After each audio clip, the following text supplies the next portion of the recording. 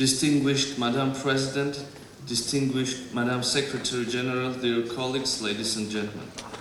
It is a real honor for me to be here today in the chamber of the organization that 70 years ago embarked on a fascinating yet difficult journey of creating a Europe united in its determination to establish societies based on universal system of values with a human being, human rights and democracy at its center. In this context, using this opportunity, I would like to focus on recent changes and developments in my country, in Armenia. The non-violent peaceful revolution that happened in my country last year was purely about democracy, rule of law, human rights, independent judiciary, and free and competitive economy. The revolution ended the nightmare era of injustice, systematic corruption, oligarchy, falsification of results of elections, and etc.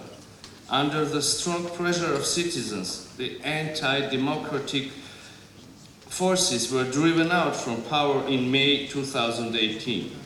The snap parliamentary elections in December in same year, which unprecedentedly were recognized as free and democratic by the international observers, became the final manifestation of democratic changes designing current features of executive and legislative powers.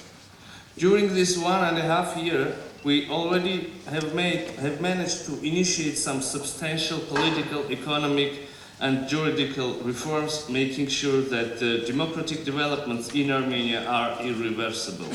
However, there still exist some challenges and threats our young democracy is facing and countering that I would like to share with you.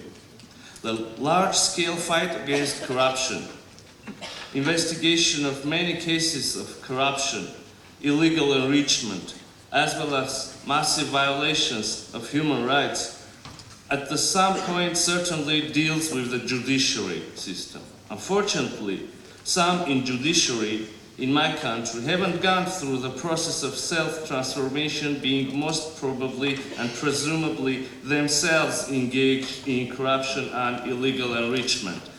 Investigations are going on, and respect for presumption of innocence doesn't allow me to say more. And or having strong visible political motivation and political affiliations to the corrupt and anti-democratic forces fully rejected a year ago by the citizens of Armenia.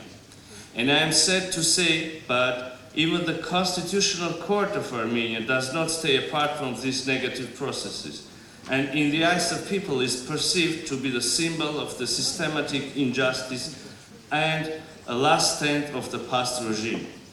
The body which ought to protect the Constitution, ensure the supremacy and assure the checks and balances, is acting rather as a group of politically motivated people, deviating from their constitutional mission and consequently being a threat to common democratic values which unite us under the umbrella of Council of Europe.